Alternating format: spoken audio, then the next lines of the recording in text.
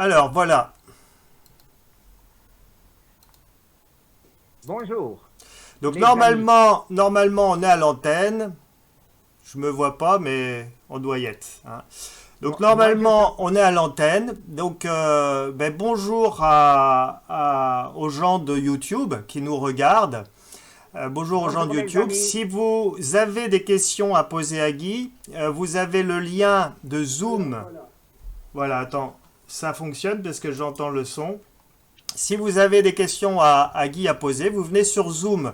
Vous avez le lien pour Zoom dans la description de la vidéo qui passe en direct, hein.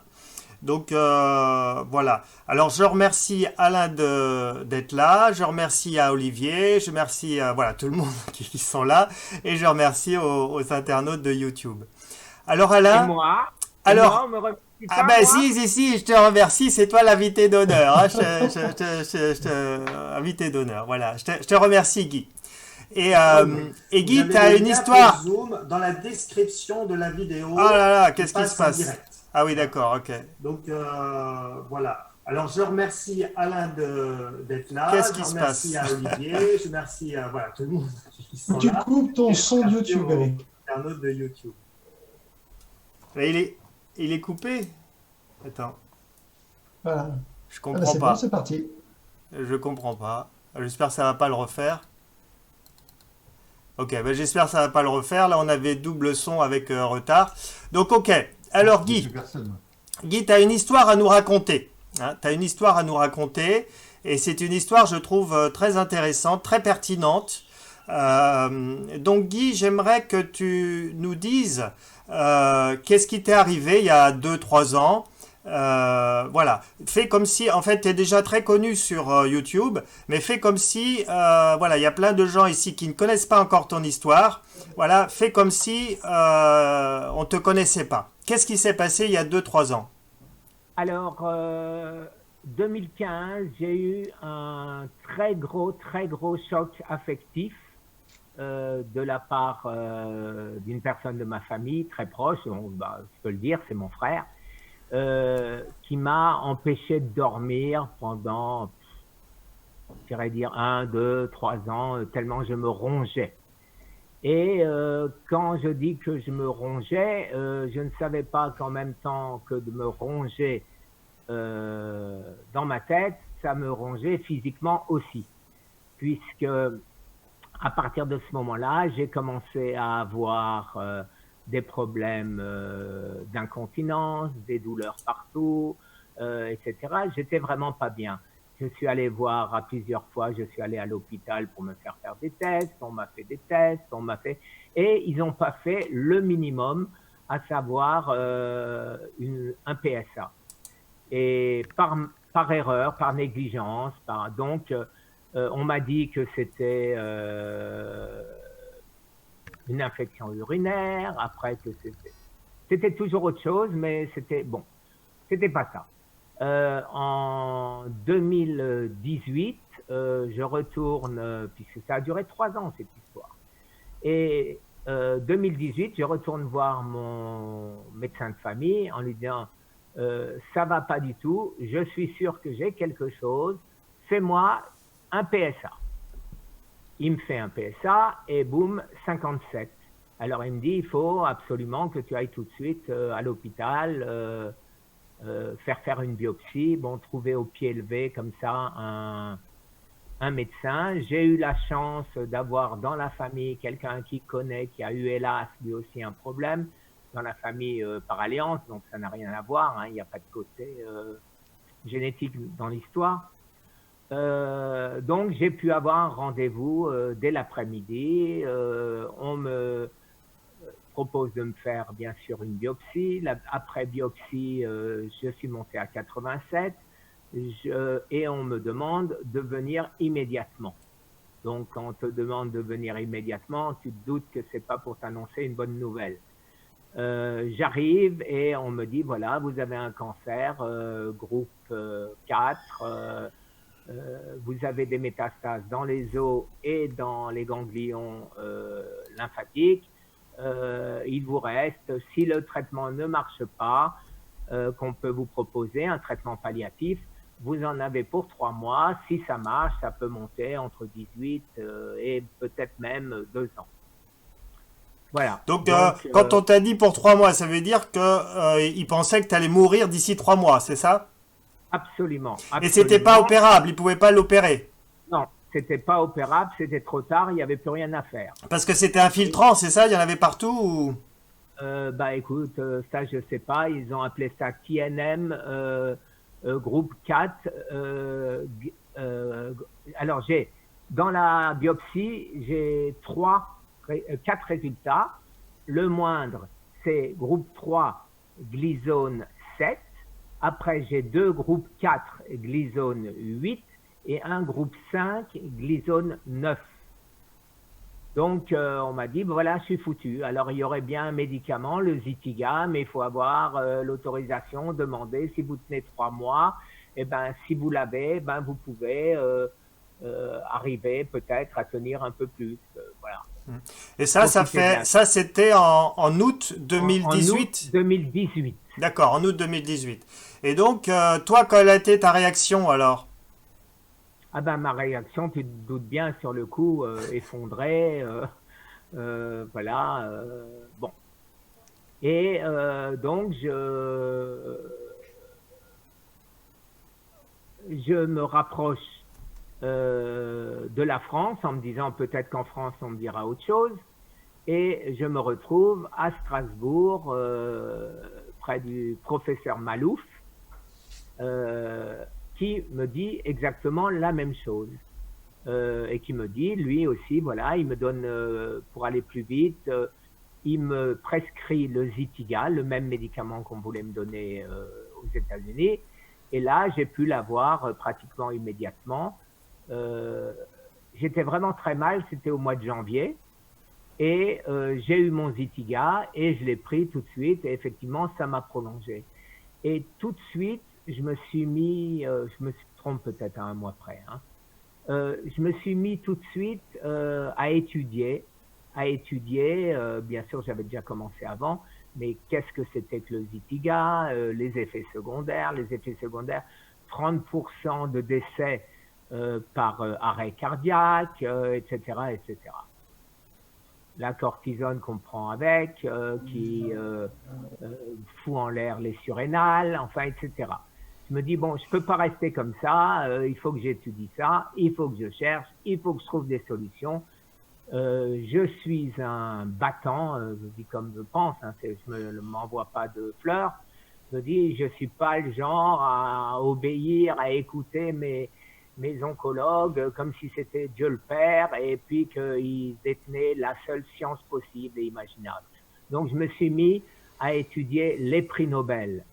Les prix Nobel de médecine et les prix Nobel de médecine, je me dis, s'ils ont eu le prix de Nobel, c'est peut-être qu'ils savent un peu plus. Donc, après ça, j'ai vu que c'était pas suffisant. Auprès des prix Nobel de médecine, on ne trouve pas les solutions. On ne trouve pas le pourquoi des choses. Et donc, je me suis mis à étudier les biochimistes.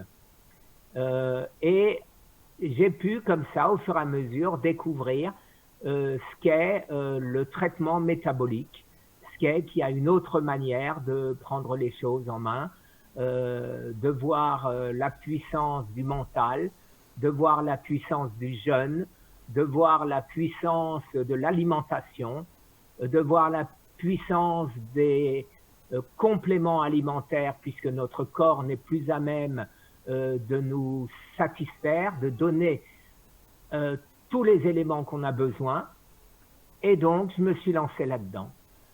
Entre janvier et mars, ma condition physique avait complètement changé. J'avais arrêté le Zytiga. La seule opération que j'ai eue, ça s'appelle, je ne sais pas si ça s'appelle comme ça, une orchéotomie. On me faisait des piqûres pour freiner la testostérone. Et ces piqûres, c'était du firmagon. Et ce firmagon me donnait des abcès extrêmement douloureux. Et mon oncologue, qui est un médecin superbe, voyait que je m'améliorais. Et il m'a dit, écoute, comme je vois que je peux te proposer quelque chose, mais c'est définitif. C'est te couper l'arrivée des testicules, l'arrivée de la testostérone à je ne sais pas trop où, est-ce que ça va à la prostate, ça, je ne sais pas, je ne me suis pas renseigné là-dessus, puisqu'on me l'avait déjà coupé, c'est-à-dire les canaux qui vont derrière les testicules, on m'a ouvert les bourses, on m'a coupé ces canaux, et depuis, bien sûr, je fabrique moins de testostérone, puisque je n'ai plus que les surrénales qui fabriquent encore un reste de testostérone. Et ce reste de testostérone, je l'ai supprimé en prenant de la menthe verte dans mon thé vert, etc. Et comment j'ai découvert ça, c'est tout bêtement en voyant que les femmes à barbe qu'on avait quand j'étais à l'école, les maîtresses, eh ben aujourd'hui on n'en voit plus des femmes à barbe. Et pourquoi? Parce que j'ai regardé dans tous les médicaments de ce type, eh ben il y avait de la menthe. Et je me dis, je vais pas aller prendre un médicament pour bonne femme pour la barbe, je vais prendre de la menthe et ça marche. Ce qui fait que aujourd'hui, je n'ai pas plus de testostérone que j'en avais que quand je prenais le Zytiga, qui coûte 10 500 $ et qui est mortel. Voilà. Super. Donc, et dis-nous, donc à quel moment tu as décidé le jeûne et qu'est-ce qui t'a décidé de jeûner? J'ai décidé de jeûner quand j'étais à Strasbourg, ouais. où le professeur Malouf, ouais. qui est un très bon médecin, mais qui est dans le dogme.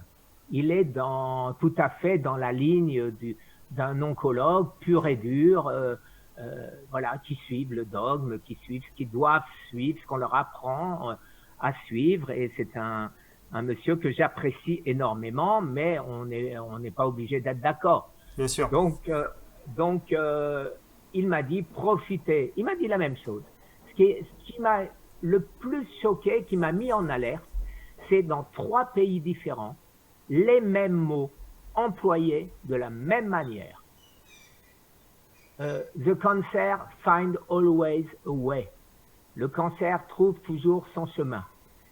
El cancer busca su camino. Enjoy the life. Profite de la vie. Disfruta de su vida. Mais les mêmes mots, ils étaient à la même école. Et je me dis, mais c'est pas possible. Qui leur a appris ça? Qui leur a appris à répéter les mêmes âneries? Excuse-moi. Mais là, ça a été la révélation pour moi. Quand je suis sorti, j'étais tellement effondré. J'étais avec un de mes amis qui est le responsable de mon association Survivre au cancer. Et on est allé dans un restaurant célèbre qui s'appelle le Kammerzell. Et je suis né à Strasbourg. Et j'ai dit, bien, je t'invite. Eh ben, écoute, je vais me faire comme je suis foutu. Allez, la choucroute, la forêt noire, la tarte alsacienne, la totale. Et le lendemain, je retourne à Miami. Et je me dis, mais c'est pas possible, c'est pas toi, Guy, tu vas pas baisser les bras. Et j'avais vu, bien sûr, prix Nobel, le japonais 2016 sur l'autophagie. J'avais vu Thomas Seyfried, donc le professeur en biochimie à Boston College. Et j'ai vu que tous ces gens disaient qu'il existe une autre voie. Bon, eh ben, j'ai dit, tu sais quoi, tiens, j'avais même vu, pas dans le même registre de personnes, mais j'écoute tout le monde. J'avais vu Irène Grosjean, j'avais vu Thierry Katasnovas, le gourou, le fameux gourou. Mais pour moi, un gourou, c'est quoi? C'est si tu regardes, je vais pas vous le dire, regardez dans le dictionnaire ce que ça veut dire un gourou. Et on arrêtera de lui taper dessus en disant que c'est un gourou et l'air de dire que c'est une insulte, un gourou. C'est le contraire, ce n'est pas une insulte d'être un gourou. Et donc, je me suis dit, je commence. On était le 19 janvier, date fatidique. J'ai commencé par 21 jours de jeûne sec. Et tous les jours, j'étudiais, je pensais, j'étudiais, je repensais. Et je disais, et si je me rajoutais en plus des produits anticancéreux qui sont censés tuer les cellules du cancer, sans exagérer, c'est-à-dire en petite quantité pour rester en régime pour affamer mon cancer. Donc, j'ai commencé à prendre l'ail, le curcuma, le gingembre, la cannelle, et je suis tombé sur un autre médecin connu au Canada qui s'appelle Richard Béliveau. Et Richard Béliveau a pris des boîtes de pétri, je dis pour tout le monde, c'est un bol, il a mis des cellules du cancer dedans, et il a mis un bout de laitue, dans celle-là, tiens, il ne se passe rien. Dans celle-là, il a mis un bout de concombre, tiens, il ne se passe pas grand-chose. Dans celle-là, il a mis de l'ail, waouh, elles sont toutes mortes. Et donc, il a fait une liste comme ça de tous les végétaux, de tous les légumes à manger. Et cette liste, moi, je me dis, bon, je vais pas manger de la laitue si elle ne sert à rien. La laitue, c'est bon, j'aime la laitue, mais ce que je veux, c'est tuer mon cancer. Donc, j'ai pris tout ce qui tuait le cancer, tout ce qui était en bas de la courbe, et je ne mange que ça depuis janvier 2019, quand je mange. Et c'est rare. Et dis-moi, donc tu as jeûné, quand tu jeûnes, c'est un jeûne hydrique, c'est quoi? Quel genre de jeûne tu fais? Alors, je vais te dire, c'est pour ça, quand j'ai des gens, des commentaires, mais vraiment adorables, d'une gentillesse. Les types, ils me suivent, si tu regardes, à vouloir m'aider. Mais des fois, ça me fait un peu rire, parce que en 1 an et demi, mais j'ai fait tous les jeûnes possibles et imaginables. J'ai fait 1 jour, 24 heures, 16 heures, j'ai mangé 1 fois tous les 3 jours au lieu de 3 fois par jour. J'ai rien mangé pendant 5, 6, 7 jours sans boire. J'ai mangé en buvant, j'ai refait 10 jours, j'ai refait. Ce que j'ai pu constater, de toute manière, c'est que ce qui sert, mais là j'anticipe peut-être, je vais peut-être trop vite, pour moi, en dessous de 5 jours de jeûne, on n'entre pas en autophagie profonde. Ça fait peut-être maigrir, ça aide peut-être, mais ça ne soigne pas un cancer. Donc ça, c'est mon intime conviction. Maintenant, quand on arrive à tenir plus longtemps, eh ben, c'est encore beaucoup mieux. Mais la différence que j'ai avec beaucoup de gens qui, je parle pour moi, hein, ne me faites pas dire des choses que d'autres disent et qu'ils vont pas le prendre pour eux. Beaucoup de gens donnent des grands conseils. Un jeûne, c'est un jeûne. Point final. Il faut pas prendre nutriments. Il faut pas boire. Il faut pas prendre de thé vert. Il faut pas prendre ci. Il faut pas prendre ça. Il faut faire un jeûne. Mais qu'est-ce qu'ils en savent? Est-ce qu'ils sont mourants? Est-ce qu'ils se sauvent de la mort en faisant ce que je fais? Alors, moi, ceux-là, ils me font rire. Parce que moi, qu'est-ce que j'ai fait? J'ai demandé aux plus grands. Aux plus grands, c'est des professeurs, des prix Nobel. Est-ce que, première question, quand tu avales des suppléments, oui, tu sors du jeûne s'il y a des calories. Mais si tu prends des suppléments où il n'y a pas de calories, tu ne sors pas du jeûne.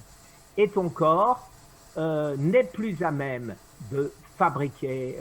Mon ami Patrick Louis, que tu connais puisqu'il t'a appelé, hein, Eric, a retrouvé des notes de 87 qu'il avait prises, où son professeur, dont je ne me rappelle jamais le nom, mais un monsieur célèbre à l'époque, avait dit le cancéreux en phase terminale, même s'il mange, en gros, n'a plus les facultés de fabriquer ses nutriments et meurt de faim, et meurt dénutri.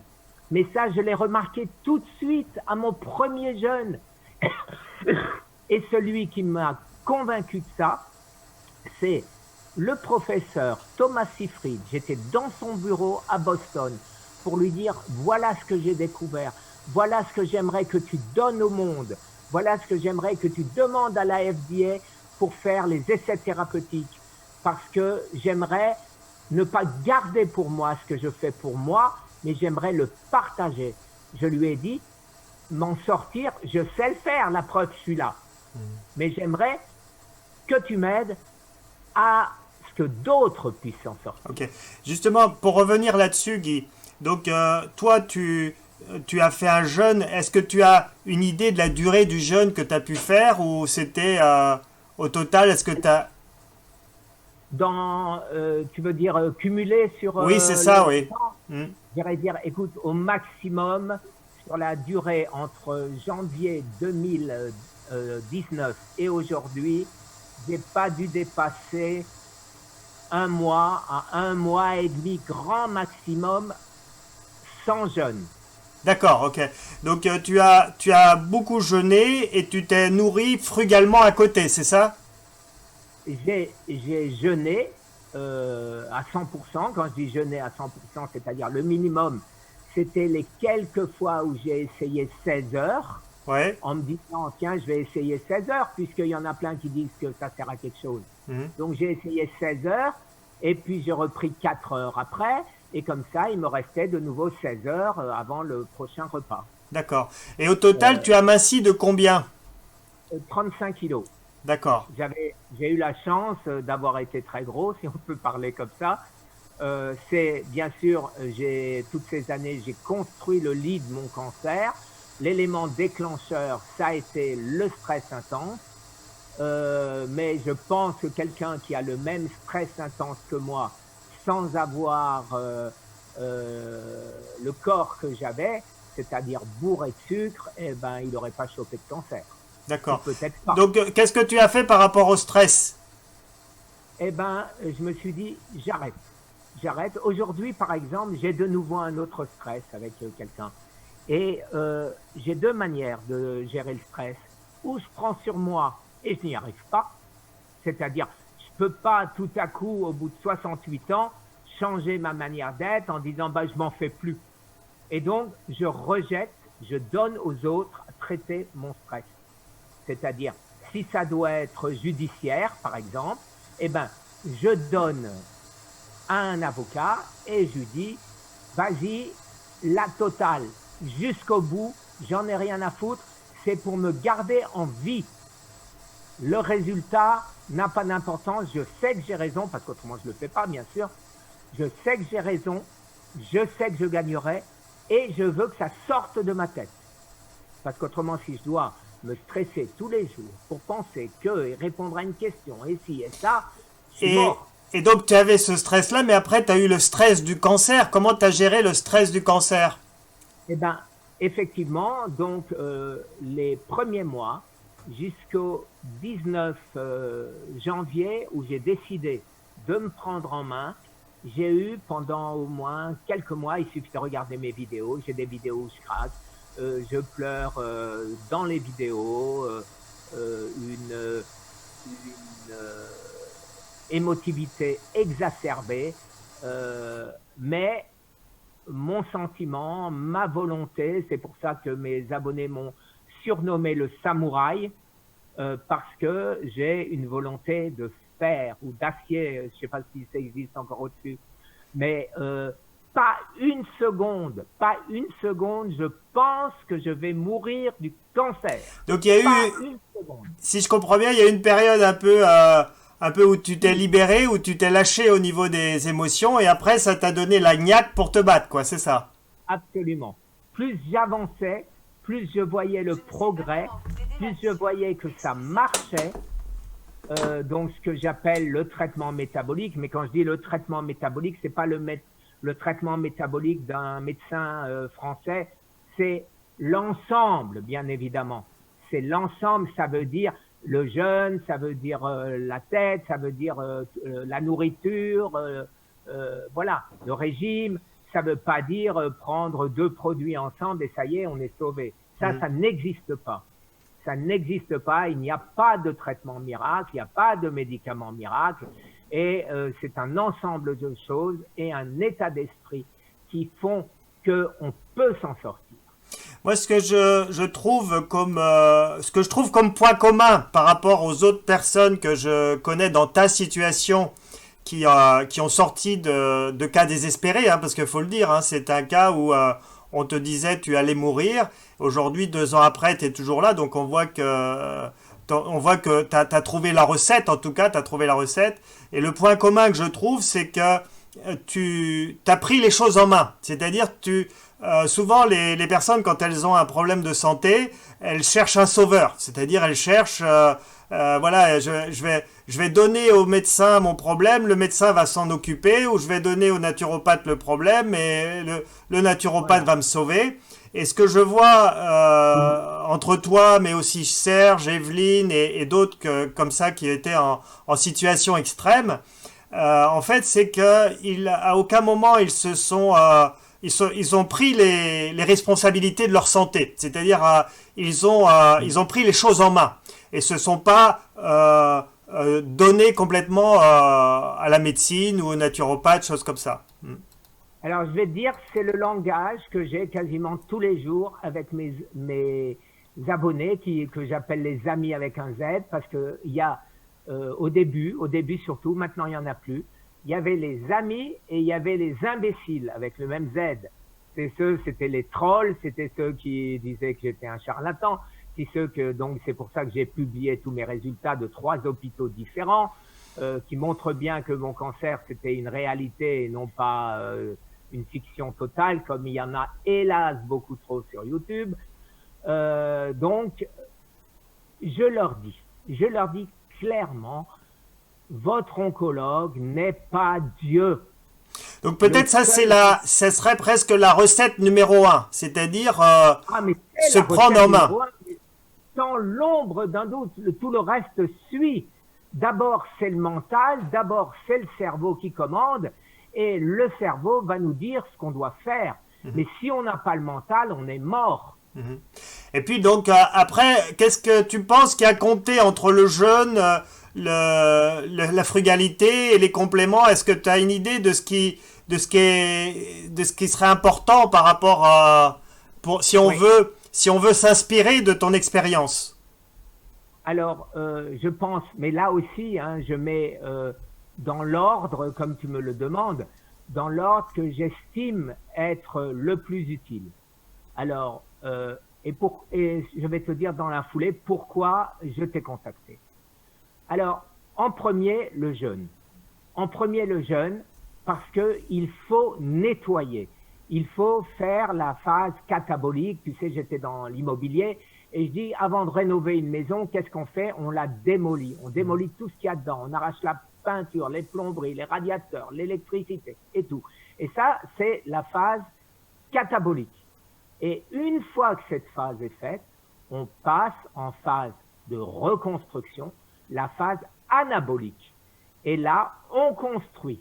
Et quand on construit, on construit avec quoi? Avec des nouveaux matériaux de construction. Et qui nous a donné les nouveaux matériaux de construction?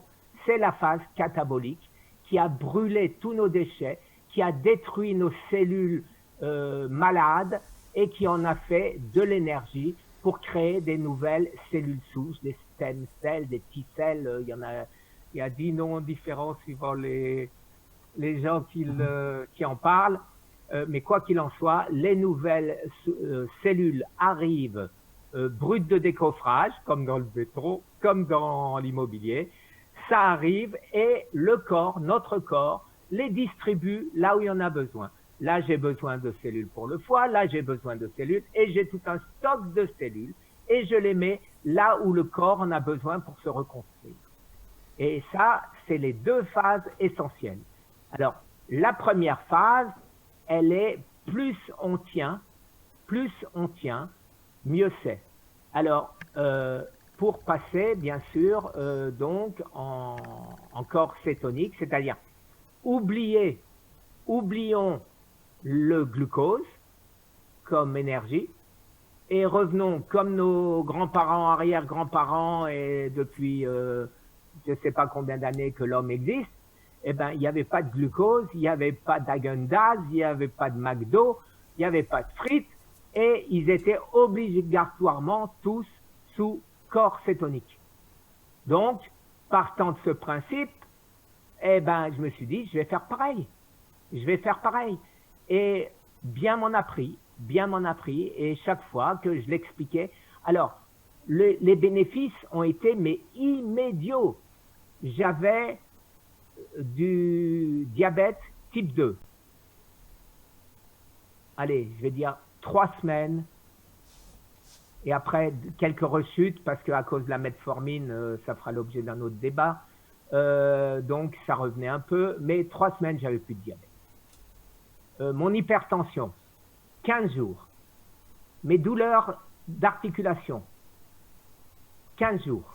Si je peux ouvrir une parenthèse, le diabète, l'hypertension, le cancer, c'est le même terrain. Hein, bien sûr. Et c'est très important de prendre. Alzheimer et que Parkinson. Voilà, c'est très important de prendre conscience de ça, parce que souvent on peut avoir de l'hypertension, mais on pense que c'est banal, on prend un hypotenseur, mais si on ne soigne pas son hypertension, il peut y avoir un terrain pour un diabète ou même pire un cancer. C'est ce que des gens qui ne sont pas qui sont considérés comme des gourous disent. On soigne le symptôme au lieu de soigner la cause. Mais pourquoi est-ce que les gourous disent la même chose que les prix Nobel? C'est bizarre quand même, hein? Très bien, Guy. Alors, on en était où? Eh ben, on en était que après, j'ai dû réfléchir comment passer à ma phase anabolique. Oui. Et ma phase anabolique, eh ben, je voulais pas la gâcher. Donc, je savais que ce que je devais manger, c'est-à-dire je voulais continuer à tuer mes cellules du cancer. Donc, Richard Béliveau, ma courbe, c'est-à-dire elle était plus courbe puisque c'est le plat de la courbe. Et je ne mange que ça, et cru. Et cru, pourquoi? Pour pas, bien sûr, tuer tout ce qui est nutriments dans l'alimentation. D'accord. Et malgré ces jeûnes depuis pratiquement 2 ans, hein, ou 1 an et demi en tout cas, non, 1 an et 3 mois, voilà. Malgré ces jeûnes réguliers depuis 1 an et 3 mois, et une alimentation extrêmement frugale, si je comprends bien, tu manges très peu, tu ne m'assis plus, c'est ça? Ou comment est ton poids? Alors, c'est extraordinaire. Ça, c'est Walter Longo, médecin, donc en gérontologie, je ne sais pas comment on dit ça. Oui. Oncologue, oui. Voilà. Donc, il dit que, et avec des diagrammes que j'ai mis sur mon site, que j'ai piraté sur le sien, bien évidemment. Je ne lui ai pas demandé, mais je lui ai quand même envoyé un petit mail pour lui dire je me suis permis d'eux. J'ai mis une photo, un dessin très explicite qu'il a. La cellule normale se met en autoprotection, à savoir, elle se protège avec un rond autour. Est-ce que ça représente quelque chose? C'était juste pour dessiner, ça je n'en sais fichtrement rien. Mais par contre, le corps baisse son métabolisme et on peut vivre avec 400 calories jour.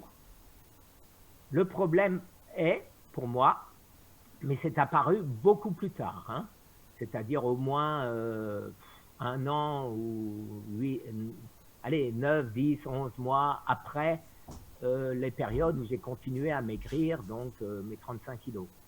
Mais maintenant que je suis dans cette période-là, dans ce métabolisme-là, où je ne consomme que 400 calories et je vis bien, puisque regardez, j'ai la pêche, je suis tout à fait normal. Oui, c'était ça serait ça ma question. Est-ce que tu te sens fatigué? Est-ce que tu as faim? Non, comment? Non, pas du tout. Mais le problème à ça, c'est que quand je mange 500, 600, 700 calories, mais c'est-à-dire rien, un poivron, un demi-poivron, je vais te dire ce que j'ai mangé ce midi. Un demi-poivron, un œuf bio, un morceau de chou-fleur, un morceau de brocoli et un verre de lait d'amande douce avec des graines de lin. C'est tout. Le tout tenant dans un bol grand comme ça. Voilà. Et j'ai mangé avec quelques petites différences la même chose hier et avant-hier. entre hier et avant-hier, j'ai repris plus d'1 kilo. Et dis-moi, comment est ton sommeil? C'est-à-dire, tu dors profondément, tu as un sommeil raccourci, comment ça se passe? Oui, comme mon corps, mon cerveau n'a pas encore compris qu'il ne doit plus me réveiller pour aller faire pipi. Quand j'avais mes problèmes de prostate, eh ben, toutes les heures et demie, paf, j'étais réveillé et je devais courir aux toilettes pour aller faire pipi. Et si donc j'ai fini par mettre un urinoir à côté de moi pour pas voilà, en mettre sur la moquette. J'ai pas de moquette, c'est du parquet. Mais bon, pour pas, heureusement d'ailleurs. Donc, au bout d'un certain temps, donc je suis allé voir à cette époque-là mon urologue en lui disant, écoute, est-ce que tu peux faire quelque chose pour moi? Il m'a passé une sonde et il me dit, il n'y a plus rien à faire, mon pauvre vieux, c'est le cancer, je peux rien faire. Un mois après, j'avais déjà fait peut-être 15 jours de jeûne, mais j'étais épuisé, non seulement par le jeûne, mais par le fait de ne pas dormir. Quand tu es réveillé toutes les heures et demie, bon. Un mois après, mon autre rendez-vous, j'y vais et je lui dis, écoute, c'est incroyable, j'ai plus à me presser, je n'ai plus de perte et j'arrive de nouveau à avoir un jet puissant, j'arrive à stopper mon urine avec mes muscles, tu vois, et repartir. Et il m'a dit, sans me demander ce que je faisais, il m'a juste dit, ah, si tout le monde pouvait faire comme toi. D'accord. Donc ça veut dire qu'avant, quand tu avais le problème, tu te levais régulièrement la nuit et que maintenant tu n'as plus besoin de te lever, c'est ça ou? Non, mon cerveau ne l'a pas encore enregistré et c'est D'accord. ça que j'essaie de trouver. Au début, ça allait beaucoup mieux. Ouais, Mon cerveau continuait à me réveiller toutes les heures et demie. ouais. Alors que je pouvais rester encore allongé au lit parce que j'étais crevé pendant une heure. C'était tes cycles peut-être, tes cycles de sommeil. Je ne sais pas ce qui faisait que, mais en tout cas, aujourd'hui, mon cerveau me réveille toutes les 3 heures. Oui, mais ça Alors c'est qu'avant- normal. Ça c'est normal. C'est normal. Bon, ça c'est normal. C'est assez d'accord. classique, ouais, c'est assez classique. Et dis-moi, tu fais des siestes dans la journée ou pas? Oui, quand je suis mort de fatigue parce que j'essaye, quand j'étais en mars de l'année dernière, Oui, c'est-à-dire 1 an, je sortais d'un très gros jeûne et je n'avais plus aucun muscle. mhm, Et je ne me rappelle plus si c'était en mars ou en septembre. Bon, enfin, peut-être septembre. Mais je n'avais plus de muscles du tout.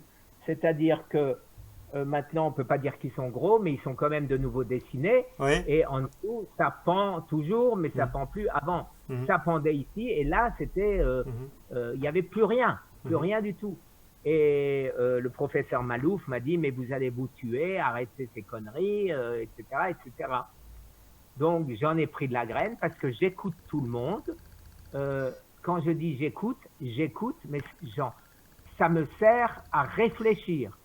Je dis pas, je n'obéis pas, j'irais dire comme un imbécile, en disant toi tu sais, moi je sais pas. Non, j'écoute, j'apprends, j'étudie et je décide. Et j'ai décidé de refaire un peu de gym.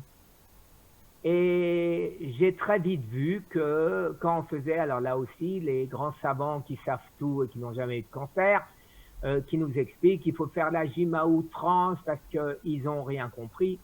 Parce que quand on fait de la gym à outrance et qu'on a un cancer, qu'est-ce qui se passe? Nos muscles viennent en compétition pour dévorer le glucose qu'on fabrique. Et ce glucose, d'abord, on a intérêt à ne pas en fabriquer.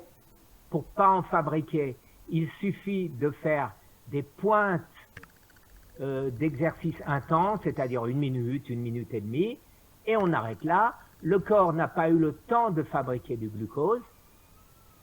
Et à ce moment-là, eh ben, nos muscles, eh ben, ils ont ce qu'ils ont. Mais si maintenant on fabrique du glucose, les cellules du cancer les prennent et veulent le prendre et ils rentrent en compétition avec nos muscles qui en ont encore plus besoin et qui mangent le glucose de nos cellules du cancer. Et qu'est-ce qui se passe à ce moment-là? Notre corps, notre cancer change son type d'alimentation. Et ça, c'est des recherches, donc ça c'est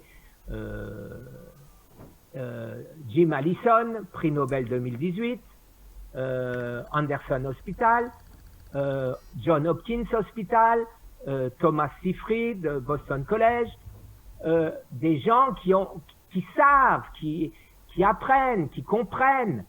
Et donc, le cancer commence à dévorer la glutamine. Et de la glutamine, il y en a partout. Et au moment où le cancer change de type d'alimentation, il ne fait jamais marche arrière. À savoir, il va manger la glutamine et il va nous tuer. Et il va nous tuer jusqu'au moment où il n'y aura plus rien à manger d'autre que notre cœur ou des organes essentiels, puisque la glutamine, ben c'est quoi? On la trouve, c'est des protéines, ça se trouve dans les muscles, et c'est nos organes. Oui, mais là, c'est pas ton cas. Non, parce que j'ai fait très attention. Mais là, j'ai fait... dernièrement, je voulais refaire, avant mon examen, mon scanner, ma scintigraphie, je voulais refaire 25 jours de jeûne. En me disant, je ne veux pas dépasser 25 jours parce que c'est le maximum d'après Thomas Seyfried qu'on puisse faire sans stresser son corps. Donc, j'essaye et au bout de 5 jours, j'ai mal au ventre. J'ai mal au ventre et je dis, bon, ben allez, ça va passer. Et je continue. Je ne mange pas le 6e jour. Et le 6e jour, c'était la catastrophe. La catastrophe, je peux dire que j'ai fait beaucoup de jeûnes, tout type de jeûne, les phases de détox, je sais ce que ça fait, et ça n'avait rien à voir. Et j'ai dit, je suis allé trop loin. Je me suis traîné dans la cuisine, j'avais mis toute la nourriture que j'avais au congélateur pour ne pas être tenté de la manger, et la seule chose qui était dehors, c'était une boîte de sardines. J'ai eu un mal fou à ouvrir, vous savez, la petite languette contre une toc. J'ai eu un mal fou à tirer cette languette. J'avais une cuillère à café à côté et j'ai commencé à manger ma boîte de sardines. En ayant mangé 3 cuillères de boîte de sardines, ça allait déjà mieux. Bon, voilà, si tu me permets, Guy, en fait, ce qui est important surtout de dire, hein, c'est que tu fais ça depuis maintenant presque 2 ans et c'est surtout tes résultats. Hein. Quels sont les résultats que tu as en termes d'analyse médicale? Alors, je vais te surprendre, je vais surprendre peut-être tout le monde, oui. Mais en France, ils disent on peut faire un scanner, une scintigraphie tous les 2 mois. Aux États-Unis, ils n'ont pas du tout la même approche. Ils refusent de te faire un scanner ou une scintigraphie. Ils refusent de te balancer des rayons. Ils refusent de te donner du sucre radioactif, pas plus d'1 fois par an. Mon dernier examen date, scintigraphie et scanner, date de mars. Faut peut-être expliquer pourquoi. Pourquoi ils refusent ça? Parce qu'ils disent que même si vous avez vaincu le cancer, vous le relancez. Voilà, hein, c'est ces examens-là qui des fois sont plus graves que le cancer lui-même. C'est comme les biopsies. Hein, j'ai vu des gens, après des biopsies, être plus malades qu'avant. Et le nombre d'abonnés que j'ai qui me disent je crois que tu as raison ou je suis sûr que tu as raison parce que moi, mon cancer est reparti 15 jours, 1 mois après avoir fait mon scanner avec ma poche énorme de glucose radioactive, eh ben, c'est sûr que si on essaye d'un côté de ne plus prendre d'hydrate de carbone ni de glucose et de l'autre côté, on t'en injecte d'un seul coup 3 litres, 5 litres, j'en sais rien, mais bon, ça peut pas faire du bien. Ok. Et la Et donc, tes résultats, à aujourd'hui, t'obtiens quoi comme résultat? Eh ben, écoute, alors le seul résultat qu'on voit, c'est comment ça s'appelle? Comme pour voir les enfants, tu sais, Échographie? Une échographie. Mon foie est totalement normal. Ma prostate a repris une taille totalement normale. Donc ça, je pouvais le voir, bien sûr, simplement en allant en urinant. Et surtout, j'ai un PSA de 0,1.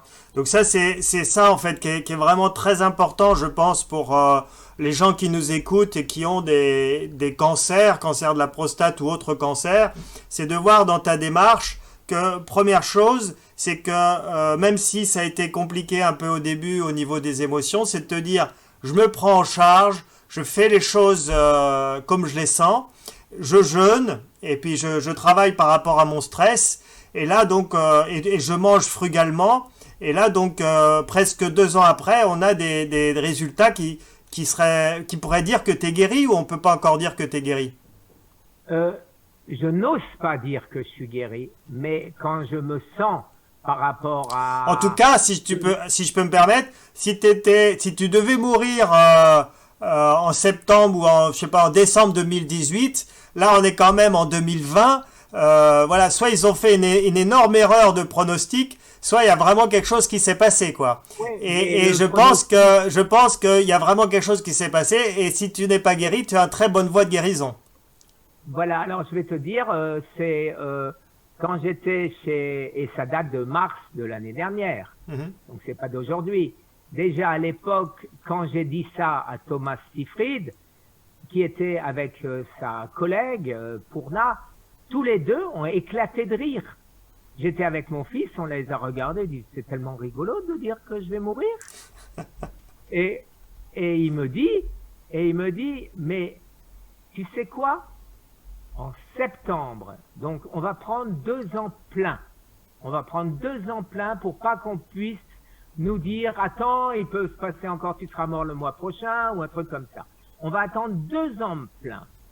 Dans 2 ans, en fin août ou septembre, à la rentrée, je vais faire une thèse sur ce que tu as fait. Et je vais présenter ceci à la FDA pour demander des essais thérapeutiques pour sauver 650 000 Américains. 1650 morts par jour. Et donc, aussi pour... tu as écrit un livre, je crois, hein, c'est ça? J'ai écrit un livre, alors là, surprise totale. J'ai écrit ce livre avec mes tripes, avec une personne à qui m'a aidé énormément parce que moi j'envoyais des MP3 et elle mettait elle écrivait tout ça. Et ce livre est numéro 1 des ventes sur Amazon. Donc il est devenu 1 heure après numéro 1 des ventes sur Amazon. Félicitations. Alors Guy, ça fait déjà 50 minutes qu'on parle. Et c'est pas de ma faute, c'est toi qui me fais parler. Voilà. Et ce que j'aime, c'est les interactions. Alors là, on n'en a pas eu beaucoup. Et donc, s'il y a des internautes qui veulent poser des questions, ou s'il y a des gens ici là qui veulent poser des questions. J'aimerais juste, avant, si tu veux bien, oui. Dire juste une chose. Oui. Une seule chose. La principale, le mental. Le mental. Soyez un samouraï, soyez un guerrier. Soyez Et comment tu fais? Comment tu fais au niveau de ton mental? Eh ben, c'est facile, c'est facile. Tu te dis, tu ne vas pas mourir. C'est des âneries. Ils ont appris ça à l'école pour te vendre des chimiothérapies, des radiothérapies, des médicaments hors de prix. Prends-toi en main. Ne mange plus autre chose que ce que tu dois manger pour survivre et tu survivras. Alors, bien sûr, comme moi, tu auras des coups de cafard. Tu auras des coups de cafard. Qu'est-ce que tu fais dans tes coups de cafard? Ben maintenant, j'en ai plus. Ah, t'en as plus? J'en ai plus depuis au moins 8 mois. Ok. Mais au début, pendant 3-4 mois, j'ai eu des coups de cafard. Mais je me réveille. je pleure beaucoup. J'ai une vidéo où je racontais ma vie d'avant. Et je suis dans la piscine. Pourquoi? Parce que toutes les 2 minutes, je plongeais la tête pour pas montrer que je pleurais en même temps. D'accord. Donc, C'est fini. je reviens. S'il y a des gens qui ont des questions, ils peuvent venir sur Zoom. Donc, si vous êtes sur YouTube et que vous avez des questions, vous venez sur Zoom et vous pouvez poser vos questions en direct. Le lien de Zoom, vous le trouvez dans la description de la vidéo de YouTube. Et je te demande quelque chose, c'est ce que Oui. bien sûr, nous avions convenu. C'est tu vas publier bien sûr sur ton site cette vidéo. Oui. Je vais faire pareil chez moi. Oui. Et j'aimerais bien que si on me pose, parce que les gens vont un peu mélanger puisqu'on est tous ensemble, si on me pose des questions, je te renverrai les questions qui te concernent et tu me renverras les questions qui me concernent. Absolument. Là, j'en ai une de Sophie. Sophie, tu veux passer à l'antenne ou tu préfères que je lise ta question? Je t'ouvre, Sophie. J'aimerais bien voir Sophie. Ah, excuse-moi. Vas-y, Sophie. Ah. Moi, j'ai pas trop compris. Vas-y, Sophie, on t'entend. Ouais. J'ai pas trop compris par rapport au glucose. Voilà, le cancer qui se nourrit de glucose et après peut se nourrir, finalement, ça se transforme et ça peut se nourrir de glucogène. C'est ça, je crois? Non. Le cancer, pour l'instant, Otto Warburg a trouvé en 1919, tu vois, c'est pas tout neuf, que le cancer se nourrit de glucose, de glucides, de sucre, d'hydrate de carbone. Et dans les années 1970, il y a eu un autre prix Nobel qui a découvert que le cancer, lui aussi, peut se nourrir d'une autre manière, à savoir la glutamine. Ah, la glutamine, d'accord. Voilà. Et cette glutamine, eh ben, hélas, on ne peut pas la supprimer. Thomas Seyfried, à l'aide de l'hôpital Johns Hopkins et des laboratoires de Johns Hopkins, sont en train de développer un médicament dont je ne saurais pas prononcer le nom, mais dont l'abréviation est DON, D-O-N. Et ça va être un inhibiteur de glutamine, ce qui va faire que notre corps notre cancer ne pourra plus absorber la glutamine. Et dis-moi, oui. Dis-moi Guy, toi, est-ce que tu l'as pris jusqu'à présent ou pas encore? Non. Donc aujourd'hui, on peut considérer que tu as déjà tes résultats, principalement sur ta gestion du stress, le jeûne et peut-être des compléments antioxydants et une alimentation frugale, quoi. Exactement. Mais en faisant très attention, en le sachant, de ne pas donner à mon corps trop de glucose et de pas faire trop de sport. Alors, tout à l'heure, j'ai coupé le 6e jour. Quand j'ai arrêté, que j'ai cherché pourquoi j'avais une crise différente de toutes celles que j'ai eues, c'est parce que j'ai fait du sport. Je suis allé dehors, j'ai nagé pendant une petite heure dans la piscine. J'avais trouvé une nouvelle lubie, c'est-à-dire je faisais un peu d'haltère pour garder mes muscles. Et comme il y avait de la musique, comme je mettais de la musique, eh ben je dansais avec mes haltères. Et je me suis pas rendu compte que tout ça, ça faisait beaucoup trop de sport. Il se peut que si tu étais resté au repos, que tu aurais pu continuer plus longtemps ton jeûne. Absolument, absolument. Mais comment on peut savoir du coup que le cancer à un moment se met à se nourrir de je me rappelle plus le nom. Glutamine. De glutamine. Tu peux pas, tout simplement, tu le sauras quand tu seras mort. D'accord. Voilà, alors je te donne l'exemple. Je te donne l'exemple de quelqu'un quand Thomas Seyfried, avec qui on avait sympathisé de manière extraordinaire, dès la première entrevue, il m'a dit, on était arrivé avec mon fils 1 heure à l'avance. On toque à la porte, on dit qu'est-ce qu'on fait? Allez, bon.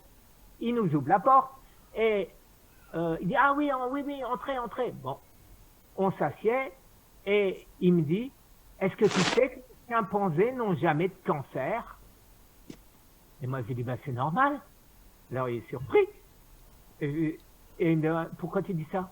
Je lui dis, ben, T'as déjà vu un chimpanzé chez McDo ou chez Carrefour, pas le Carrefour local, hein, en train d'acheter des canettes des canettes de Coca ou chez Pizza Hut ou etc.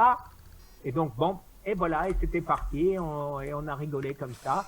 Mais il m'a raconté l'histoire simplement d'une personne qui a fait ce qu'il considérait quand il m'a vu au bout de mon 21e jour de jeûne, la deuxième fois 21e jour, il me dit n'exagère pas parce que j'ai une personne qui était une amie qui est morte. Elle voulait pousser et elle a poussé trop loin. Elle a donné son corps à la science. On a fait une autopsie. Elle n'avait plus de cancer et elle est morte de faim. Et ça, c'est pas tombé dans l'oreille d'un sourd. Okay. C'est pour ça que vous n'avez pas fait de jeûne au-delà de 25 jours? Oui, parce qu'il a dit qu'il ne faut pas faire de jeûne au-delà de 25 jours. Et de toute façon, j'ai fait trop de jeûnes. Je pense que tu as peut-être entendu parler, excuse-moi, je te tutoie, je te connais pas. Tu as peut-être entendu parler de la cure Breus, ou ce genre de cure, où 42 jours en buvant du jus de n'importe quoi. Et ils tiennent 42 jours. Ben pourquoi? Parce que c'est un jeûne de la moitié, de 21 jours, mais sans rien prendre. Et si tu prends quelque chose, eh ben, il faut le double de temps pour arriver au même résultat. Oui, je dirais même, il faut le triple. Oui, même normalement, il faut le triple. Et pour en revenir à ton histoire de singe, parce que je trouve ça rigolo, il y a des singes qui prennent le cancer. Tu sais lesquels? Ben oui, ceux qui sont dans les eaux. Voilà, ceux qui sont en laboratoire. Les singes qui sont en laboratoire, auxquels on donne à manger des McDo, ils finissent par avoir les mêmes maladies que les humains. Hein, donc, exactement. Un gorille ou un chimpanzé en liberté n'a jamais eu le cancer. On n'en a jamais trouvé. C'est ça. Et ils ont le même métabolisme que nous. Ok. Alors, je ne sais pas s'il y a d'autres questions pour Guy. Moi, je veux bien en poser une. Alain, tu veux poser une question? Ouais, Guy. Oui, bonjour Alain. Bonjour, ouais. Est-ce qu'à un moment donné, tu as fini par aimer ton cancer? Drôle de question. Alors, tu te l'attendais pas, celle-là? Non. Mais je vais te répondre, non, je n'ai jamais aimé mon cancer, mais je dis toujours que j'ai eu beaucoup de chance avec mon cancer. Parce que, et ça choque toujours les gens, j'ai eu la chance d'être diagnostiqué avec un cancer groupe 4, c'est-à-dire celui réputé comme terminal. Donc de ce fait, les oncologues m'ont dit, vous êtes foutus, il n'y a plus rien à faire. On n'a pas pu m'opérer, on n'a pas pu me filer de chimio, on n'a pas pu me faire de radiothérapie, rien du tout, juste un traitement palliatif. Mais si j'avais eu le malheur d'être avec un groupe 3, aujourd'hui, je me promènerais avec une poche et j'aurais plus de prostate. Et j'aurais peut-être de la chimio et j'aurais peut-être de la radiothérapie, etc., comme des millions d'autres à travers le monde. Et comme j'ai eu cette chance d'être diagnostiqué trop tard, eh ben, je suis intact, à part mon histoire de testostérone. Mais comme j'ai dit au docteur, j'ai 68 ans, j'ai envie de garder ma femme avec qui je suis marié depuis 45 ans et on n'a plus envie de bébé. Et donc, c'est pas très grave. Je fais une précision. Je peux faire une précision? Oui. Avec plaisir. Le fait de parler d'amour de son cancer, c'est de faire la différence entre se battre avec lui ou se battre contre lui.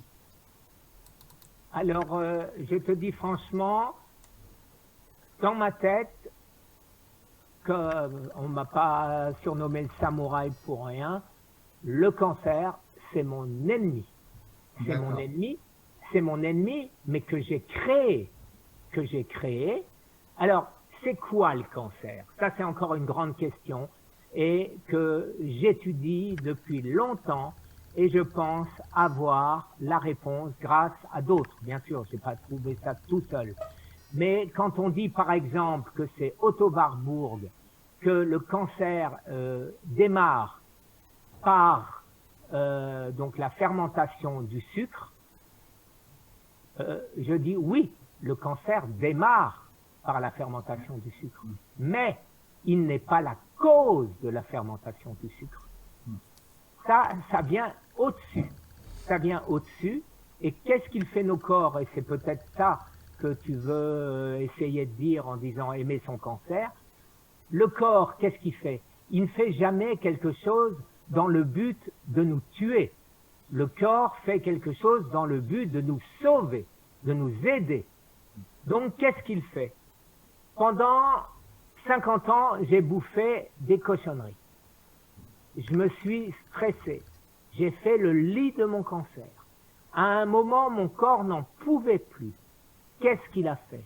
Il a pris tout ce que les émontoires ne pouvaient plus. Les émontoires, c'est-à-dire la manière dont, je le dis pour les gens qui ne savent pas ce que c'est, le corps expulse tous nos déchets par la peau, par l'urine, par la langue, par voilà. Transpiration. La respiration, la transpiration, les selles, etc. Il y en a tellement qu'il ne sait plus quoi en foutre. Et donc, qu'est-ce qu'il fait? Il les stocke quelque part et il fait une gaine autour et il les met, et il les met, et il les met, et il les tasse. Et si on continue, eh ben, qu'est-ce qui se passe? C'est vraiment pas difficile à comprendre. Ça déborde. Et quand ça déborde, c'est des métastases. Et ça va faire une autre poche ici, et une autre poche là, et une autre poche là. Et là, on devient stade 4 et on devient mourant du cancer. Alors maintenant, oui, dans ce cas-là, si on en prend conscience suffisamment vite, le cancer est notre allié, puisque le cancer nous a prévenus et le cancer nous a donné les moyens, la compréhension de le battre. Mais il faut le battre. Donc c'est quand même mon ennemi.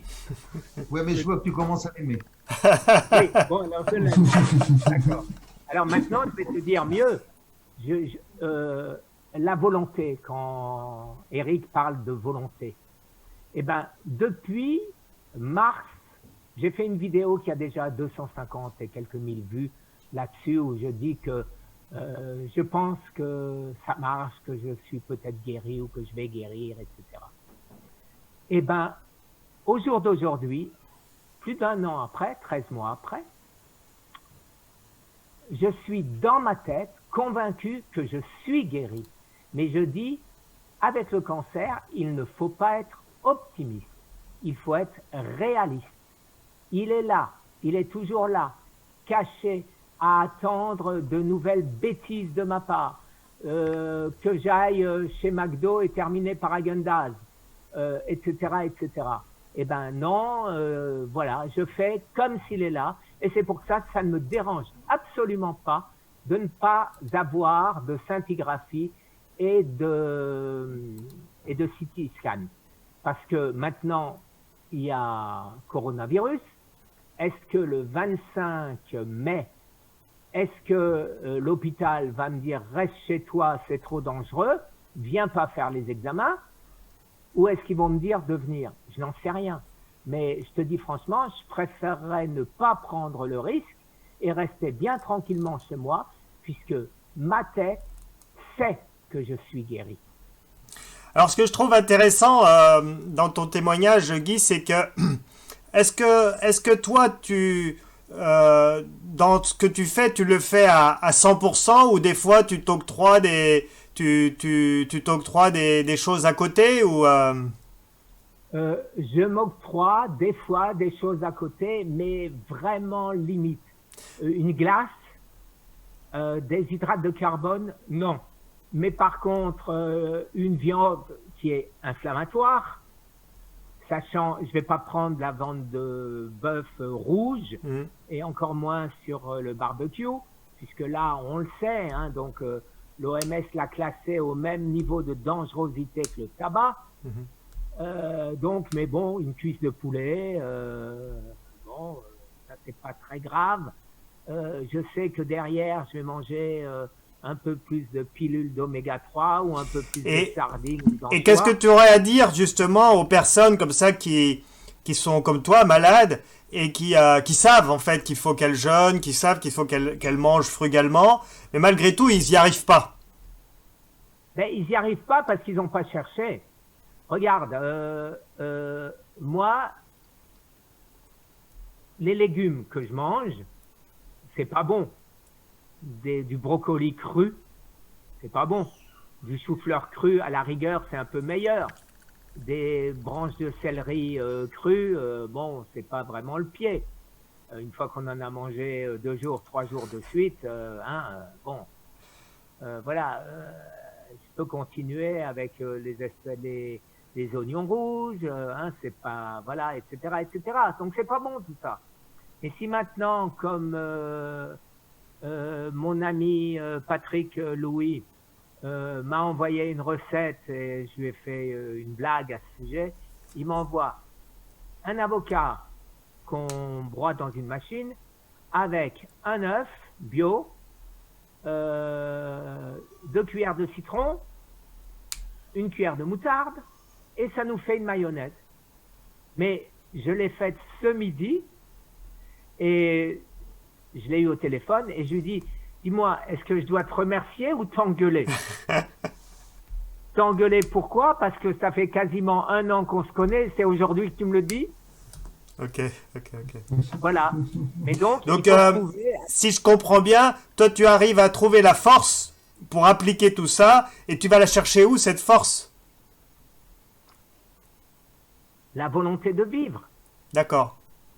Si tu prends pas la volonté de survivre, et je ne dis même pas de vivre, je dis tant qu'on n'aura pas développé la dernière, j'irais dire, phase de ce que je pense être une avancée énorme d'un grand monsieur, mais j'en parlerai pas là parce que ça pourrait faire une autre heure.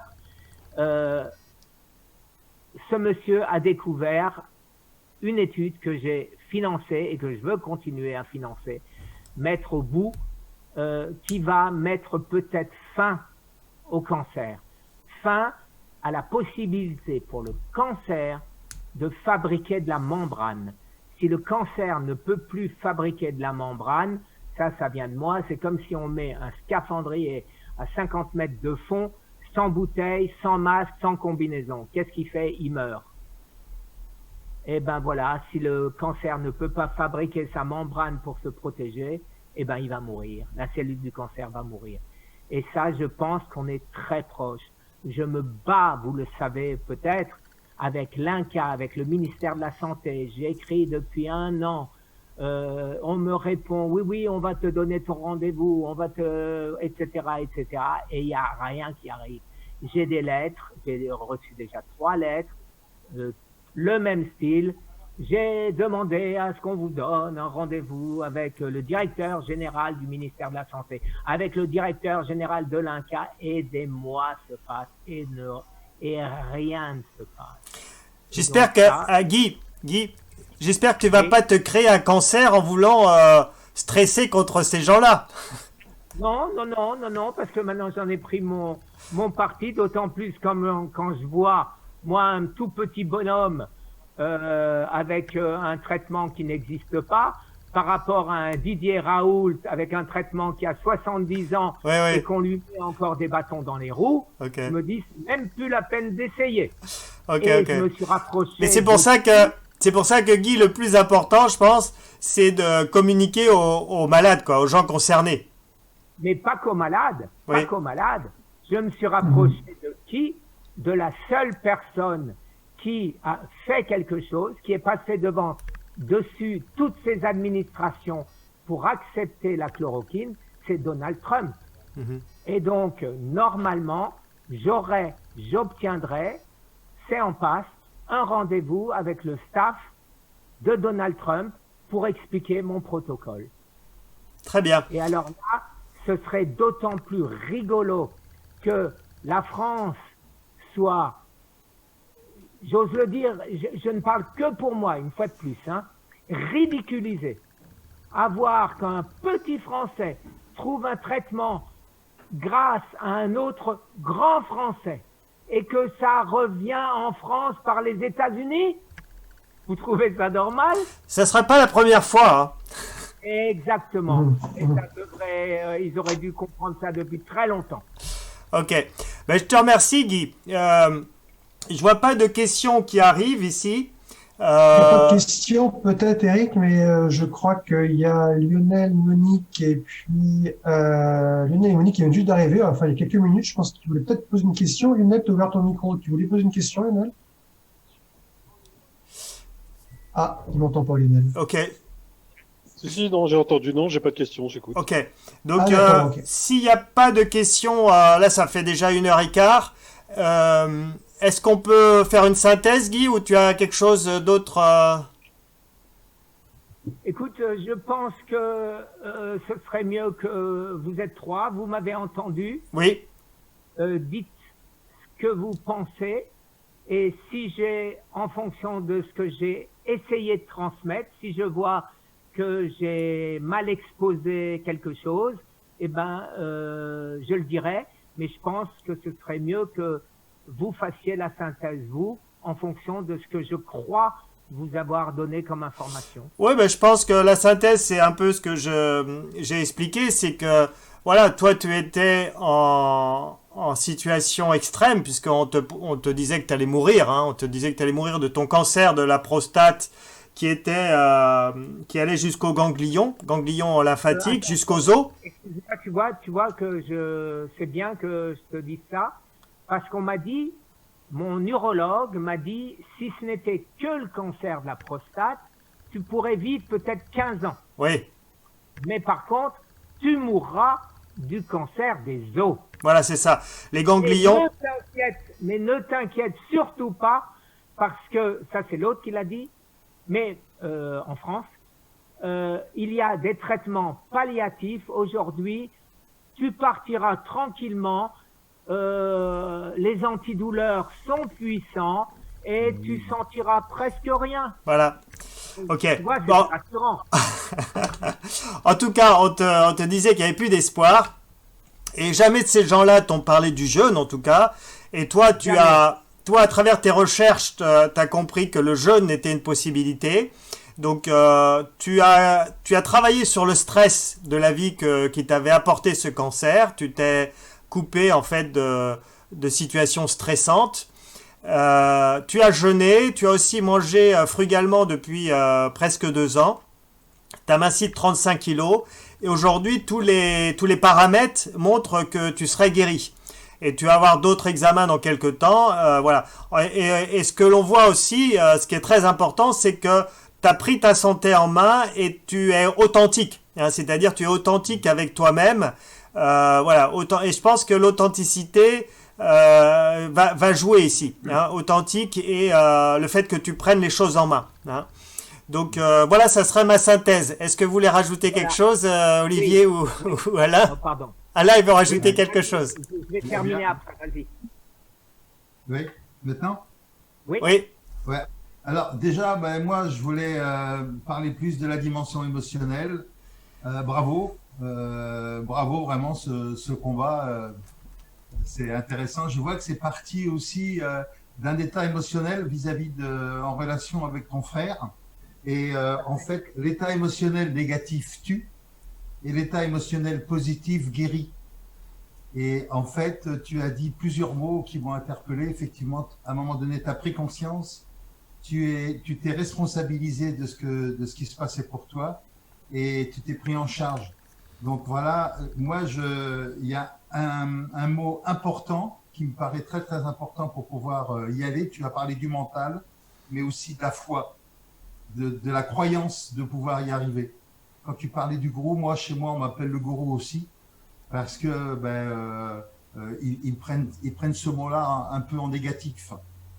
Je pense que le jeûne, c'est y aller positivement, et c'est l'inverse de la grève de la faim. Donc pour moi, l'état émotionnel est hyper important. qui nourrit le mental. Voilà, bravo.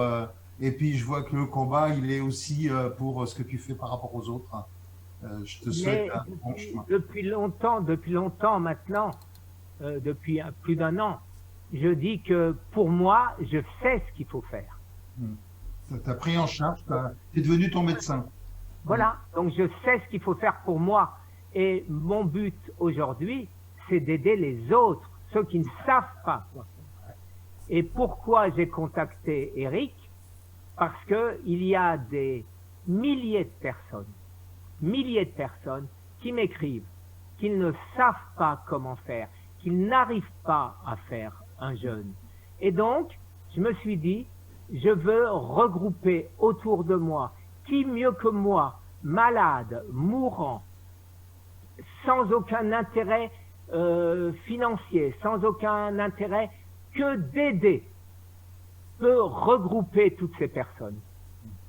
Alors, j'essaye de regrouper toutes les personnes qui peuvent aider. Je m'en fous qu'ils soient prix Nobel ou qu'ils n'aient aucun diplôme, à partir du moment où ils l'aident. Et pourquoi Eric aujourd'hui? Et là, je parle d'Eric parce qu'il est en face de nous, et c'est pour ça que j'ai contacté. Parce qu'il aide, Bien sûr, tout travail mérite salaire, on le sait. Un oncologue, quand on va chez l'oncologue qui est super réputé et qui demande 10 fois le tarif de la Sécu et qui malgré tout, il le sait que dans 6 mois vous êtes mort, eh ben il va pas vous faire une remise. Donc et il va facturer les enfants après. Donc alors il faut arrêter à un moment. Et quand on me dit que c'est cher, les nutriments, les trucs, les traitements, je leur dis, mais arrête déjà de bouffer des steaks, arrête d'acheter tes canettes de coca, compte à la fin du mois combien tu as économisé et compare. Et tu verras que tu auras peut-être dépensé moins. Alors voilà, c'est facile de jeter la pierre à quelqu'un en disant, ouais, c'est un charlatan, il veut prendre de l'argent. Mais tout le monde travaille pour prendre de l'argent. Moi, j'ai de la chance, j'ai 68 ans, je suis à la retraite, je ne veux pas d'argent, je ne veux qu'aider. J'ai écrit ce livre, mon livre, donc best-seller, incroyable, 7 euros. 7 euros, pour qui c'est les 7 euros? C'est ni pour mon amie Nathalie, c'est ni pour moi, c'est pour l'association Survivre au cancer, pour aider. Et là, 100% des sommes seront dépensées pour la recherche de ce que je veux faire pour aider. Pourquoi PayPal? Parce que tous les autres prennent une commission. PayPal, quand tu es loi 1901, ne prend 0 centime. La banque avec laquelle on travaille en France est une banque avec qui nous avons exigé 0 centime de frais. Je veux pas ressembler à l'Arc ou j'aurai jamais l'argent de toute façon, mais je veux dire allez, il va rester quoi? 5%, 10% pour la recherche, le reste c'est pour leurs frais de fonctionnement. Alors voilà, je vais pas rentrer dans ce travers. Les gens qui sont avec moi ont le même esprit. Je répète de nouveau, Espoir Métabolique, mon ami, ça fait la 3e fois que je le cite, Patrick Louis, la même chose. Il ne prend rien, pas un centime. Il a fait une association pour aider les malades. Mon association, c'est pour la recherche. Son association, c'est pour aider les malades. Et l'argent, c'est pas pour nous. Très bien. Voilà. Merci Guy. Merci Bravo. En tout cas. Félicitations. Bravo à toi. Je te demande quelque chose pour aider mon association. Mets le lien si tu veux bien, de ton site, de mon livre. De toute façon, ce livre aidera. Oui, bien sûr. Tu me l'enverras. Oui, tout à fait. Ok. Donc, si vous êtes d'accord, on peut en arrêter là, sauf si, il n'y a pas de questions, pas d'autres choses à dire. Donc, je te remercie du fond du cœur, Alain, du moins Guy. Je sais pas pourquoi je t'appelle Alain. C'est pas grave, il est à côté de moi. Ok, je te remercie du fond du cœur Bon, t'es à des milliers de kilomètres, mais j'ai vraiment envie de t'embrasser. Hein, donc, malheureusement, c'est pas possible. Puis en plus, avec le coronavirus, on peut plus s'embrasser. Voilà. Donc, je vous embrasse aussi, Alain et Olivier, et Sophie, et tous ceux qui sont là. Et, S'il te plaît, j'ai pas pu enregistrer parce qu'il fallait ton autorisation. Ouais. J'allais pas te la demander là au milieu de la. non, mais c'est bon, je te donnerai la vidéo. Hein. Voilà, hein, tu Ok. m'envoies de manière à ce que je puisse la poster Ouais. très vite. Ok. Donc, je vous embrasse beaucoup, tous. Et puis, Merci, les amis. on arrête là? On arrête là. Bravo. Vous pouvez rester là, je vais couper Merci. juste YouTube, en fait. Hein. Voilà. Voilà. Au revoir, les amis. Attends, tu peux rester là. Voilà. Là, Oui, oui, j'ai oui, coupé YouTube. Voilà, et on Sûr. est tous là. Oui, je suis sûr. Bon, allez. Je suis Pourquoi sûr. Tu voulais dire des bêtises? Je suis sûr, ouais, je suis sûr que c'est terminé. Hein, donc, bon, ben voilà. Hein, On reste en petit comité. Hein. On reste en en- petit comité. on a encore un petit peu de monde là. Encore 7. Ouais, ok. Qu'avez-vous pensé de cette. Alors, moi, j'ai trouvé ça très, très intéressant, Guy. J'ai trouvé vraiment ton témoignage très enrichissant. Puis alors, j'adore la physiologie. Donc, il y a ce passage sur la concurrence entre les cellules cancéreuses et les muscles au niveau de l'activité physique. J'ai trouvé ça particulièrement. Je n'aurais pas donné une explication, justement. Ça fait un petit bout de temps dont on parlait. Non, quand on a un cancer, quand on est malade, on a une pathologie, on veut se soigner par le jeûne. C'est le jeûne et le repos. Le fait qu'on explique en fait que l'énergie vitale va être allouée à la réparation, à la régénération. Mais le fait que tu aies donné cette information-là, tu parles de la glutamine en fait, qui est un acide aminé glucoformateur. Quand on fait l'activité physique, en fait, il va venir demander justement la consommation de cette glutamine et le sucre. Et si la cellule cancéreuse n'a pas sa part, elle ira chercher de la glutamine. Et ça vient en effet détruire une partie de la protéine. Et tu vois, c'est très enrichissant. Alors, je voulais savoir justement, tu as cette information par l'intermédiaire. Comment tu l'as su? Quand tu as cette information bien précise, puisqu'elle est précise, cette Je t'ai information. dit, j'ai la chance que contrairement à la France, les États-Unis sont beaucoup plus ouverts. Et je suis en rapport avec quasiment tous les grands professeurs américains qui Ok. m'écrivent, qui me posent des questions, qui me demandent, etc., etc. Les plus grands hôpitaux, les plus grandes recherches. Et je vais te donner une autre information, ou alors là, je me bats journellement avec ça, parce qu'il y a des imbéciles, excuse-moi, j'espère qu'il n'y en a pas parmi vous, je plaisante en disant ça, qui disent il faut manger des fruits, beaucoup de fruits, la grenade, c'est magnifique, c'est plein d'anti-cancéreux, etc., etc. Mais tout ça, c'est des sucres simples, et c'est des sucres qui sont assimilés avant d'atteindre, avant qu'on puisse en bénéficier de quoi que ce soit. Le cancer se sera nourri de la grenade, des baies, les fraises, les myrtilles, les groseilles, tout ça. Et tu as des quantités de littérature qui disent il faut manger ça parce que c'est plein d'antioxydants.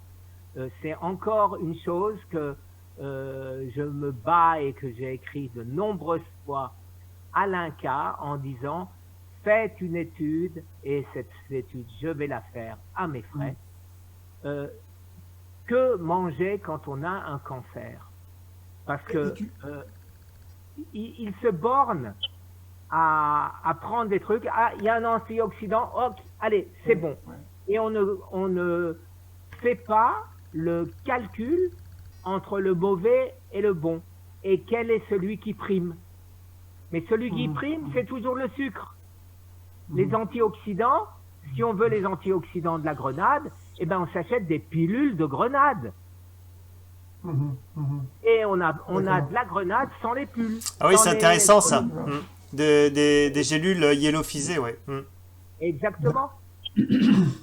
Donc, on le sait très bien qu'on ne peut pas avaler suffisamment d'ail, mais par contre, on peut acheter des d'ail où il y a 1000 mg, 1 gramme par truc, et puis vous en prenez, vous n'arriverez jamais à prendre assez d'ail avec de l'ail frais. Oui, oui, oui. Alors, effectivement, d'après ces grands professeurs, ils disent que le fait de prendre de l'alimentation naturelle aide à l'assimilation. Donc, qu'est-ce que je fais? Je prends de l'ail frais, je prends de l'ail en poudre et je prends de l'ail en pilule. Donc, comme ça, j'ai les trois et je suis sûr d'absorber le maximum, j'espère, d'ail. Et jusqu'à présent, donc toi, tu t'es surtout concentré sur ces parties physiques, quoi, c'est-à-dire le stress, le jeûne, l'alimentation. T'as pas fait un travail sur, je sais pas, du psychosomatique qui pourrait être à l'origine de ça? Non, je l'ai fait moi-même. Oui. Je l'ai fait moi-même, c'est-à-dire mon conflit avec mon frère. Je l'ai résolu de la manière suivante, c'est-à-dire quand on m'agresse, j'attaque. Donc j'ai mis ça dans les mains d'un notaire en étant très clair, je peux vous le dire, il n'y a pas de secret.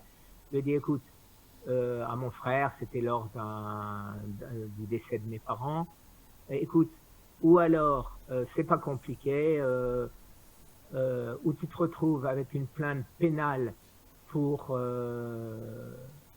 extorsion de fonds et chantage, où tu régularises les comptes. C'est aussi simple que ça. Et je lui ai dit, et il n'y a pas de... Alors le notaire vient avec un truc alambiqué, tu sais comment sont les notaires. Les parties reconnaissent ne pas faire de procédures les unes contre les autres, etc., etc. Il m'a dit, pardon? Je lui ai dit, moi, j'ai rien fait de mal. Alors, je veux pas que demain, je suis mort, puisque c'était l'époque où je pensais que j'allais mourir, on dise à mes enfants, eh ben, tu vois, c'est ton père, le responsable. Elle dit, non. Et dans la famille, est-ce qu'il y avait eu des problèmes de santé similaires ou tu n'avais pas eu ça? Non. Dans les parents, choses comme ça. Alors ma réaction a été très simple. Je lui ai dit, j'ai une sœur avec qui je m'entends très bien, qui est aussi fâchée avec mon frère bon, mon frère s'est marié avec une bonne femme qui est une dingue et depuis, elle n'a eu de cesse que mon frère rompe avec tout le reste de la famille. En gros, c'est ça. Ok. Et donc moi, c'était clair. C'était comment j'ai lutté et comment je fais. Chaque fois que je lutte, je m'affirme. Je m'affirme, je lui ai dit, voilà, c'est ça ou pas d'autre. Où c'est marqué, en contrepartie du versement, du remboursement de la somme de, je renonce à déposer plainte pour escroquerie et chantage. En ou fait, c'est cette phrase qui est marquée, ou rien, ou je vais au En tribunal. fait, ma question c'était, ok, t'as fait ça, mais je me demandais si toi, comme tu en avais souffert, est-ce que tu avais fait un travail par rapport à ça? Parce que même si... Non, ça m'a guéri, c'était ça mon ça t'a travail. guéri, toi. Ça t'a guéri, ouais. Ça m'a guéri, c'est-à-dire prendre en main et j'ai gagné, Ouais. c'est-à-dire je me suis assumé, j'ai fait que je pouvais partir tranquille, jamais on pourra dire que c'est mes enfants qui, j'aurais eu la décence de ne pas montrer ce courrier à mes neveux et nièces, bien évidemment, c'est cet acte notarié, pas un courrier, mais si mes enfants avaient eu le moindre problème, auraient entendu n'importe quoi, ils auraient sorti l'acte. Voilà. Donc, pour moi, c'est une affaire réglée. Et là, j'ai un autre conflit avec un médecin connu en France qui a de l'ego, Et voilà. Et je pense que s'il ne cède pas, on va se retrouver au tribunal. Et il va perdre. Parce que il s'imagine, il prend un grand avocat célèbre et il croit que ça va m'impressionner. Et puis me dire que c'est de la diffamation, ce que je dis, qui va porter plainte pour... là, c'est mon tour. C'est moi qui, en demandant le remboursement d'une somme de 20 000 euros que j'ai donné pour faire des études sur Scott, il n'a jamais fait les études et il m'a dit, ce truc, j'y crois plus, ça ne tient pas debout, je les ferai pas. Et comme j'ai donné l'argent, je lui ai dit, OK, c'est pas un problème. Tu me rends l'argent et moi je le fais. Il me dit, non, il n'est pas question. Je lui dis, OK. Eh ben, on va laisser le tribunal juger. Ok. Alors moi, je considère que c'est, et mon avocat lui a écrit, un abus de faiblesse. Parce que quand je lui ai donné cet argent, il m'a dit clairement que cette recherche pouvait me sauver et qu'il fallait faire derrière, j'ai payé la recherche, et derrière, il fallait faire l'étude. L'étude, il fallait pouvoir la démarrer, ça coûtera beaucoup plus cher que mes 20 000 euros. Mais donc, j'ai dit, bon, ben, je vais donner 20 000 euros par an, puisque ça se fait pas tout en même temps, c'est des souris, des paires. Et après, il a jamais rien fait. Ok. C'est passé 6 mois, 7 mois, et il y a toujours rien de fait. Et alors là, j'ai pété les plombs. Mais donc, je vais pas me rendre malade de la même manière. Très bien. Je règle les problèmes. Je règle les problèmes. Ok. Merci Bien. Guy. Merci encore. Et c'est quoi l'adresse de ton association? Alors, tu vas la trouver facilement. Tu tapes YouTube, Oui. ou alors tu vas directement dans la barre de YouTube et tu tapes cancer thérapie, en 2 mots avec un Y au bout. Et, Ouais. et à ce moment-là, tu vas voir un samouraï avec ma tête. Eh ben, c'est mon site. Mais si tu veux y aller, Je viens de le voir, c'est pour ça. ah ouais, c'est mes abonnés qui m'ont fait ça. Tu vois, c'est pas moi qui ai eu cette idée loufoque. C'est mes C'est abonnés pas mal, qui c'est pas mal. m'ont C'est envoyé bien. des dessins. Et on m'envoie des bols du Japon avec un samouraï, on m'envoie des bonnets, on m'envoie des... Bon, mais qu'est-ce que je voulais dire? Autrement, si tu veux plus facile, youtube.com, Ouais. /, un C, / cancer thérapie en un mot, avec le Y au bout. Ok. Et là, tu as directement, sans avoir à chercher quoi que ce soit. Bien. Bon, Et ben, merci. quand- Merci quand- encore. Hein. Merci. Quand est-ce que tu vas m'envoyer? Tu me l'envoies de suite, là, la vidéo? Oui, oui, oui. Super. Je veux pas que tu me mettes au tribunal. Hein. Ah non, Ok. tu m'as encore rien fait, toi. J'ai vu que tu étais un samouraï, alors maintenant je m'exécute. Hein. On va même faire une épée de samouraï. Ok, d'accord. Ah oui. Salut Eric. Allez. Salut à tous. Salut, salut. Merci. Au revoir. Bonne soirée. Ciao, ciao. Bonne soirée, Bye bye. ouais. C'est très Et sympa. merci encore, Guy. Merci, Merci merci. beaucoup pour votre témoignage. Merci. Merci Salut. beaucoup.